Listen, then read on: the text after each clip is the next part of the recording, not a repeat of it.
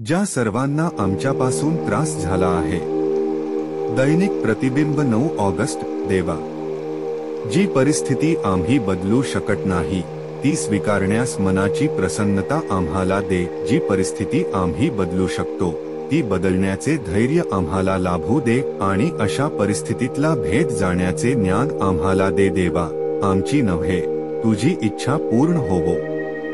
ज्या सर्वांना आमच्यापासून त्रास झाला आहे। दैनिक प्रतिबिंब 9 ऑगस्ट। ज्या सर्वांना आमच्यापासून त्रास झाला आहे आणि त्यांची क्षमा मागण्याची व नुकसान भरपाई करण्याची तयारी केली। 12 पाया व 12 रूढी। पान 77 इंग्रजी। सर्व किंवा सगळे हा 8व्या पायरीतील महत्वाचा शब्द आहे। यादी बनविण्यासाठी काही लोकांची नावे त्यात लिहून इतरांकडे दुर्लक्ष करायचे स्वातंत्र्य मला नाही। मी ज्या सर्वांना त्रास दिला आहे अशा लोकांची ही यादी आहे। जोपर्यंत मी एखाद्याला क्षमा करण्यास मनाने तयार होत नाही तोपर्यंत मी त्या व्यक्तीचे नाव माझ्या यादीमध्ये लिहिण्याची शक्यता फारच कमी आहे।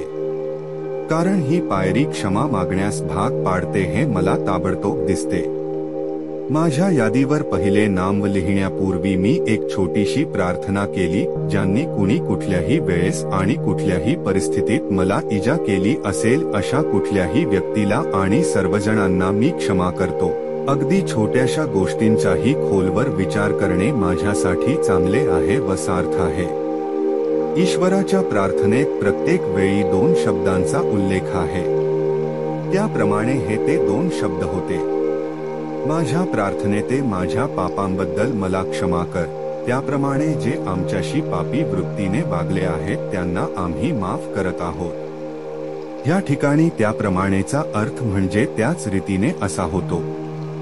ज्या रीतीने मी इतरांना क्षमा करतो त्याच रीतीने मी सुद्धा क्षमा याचना मागत असतो।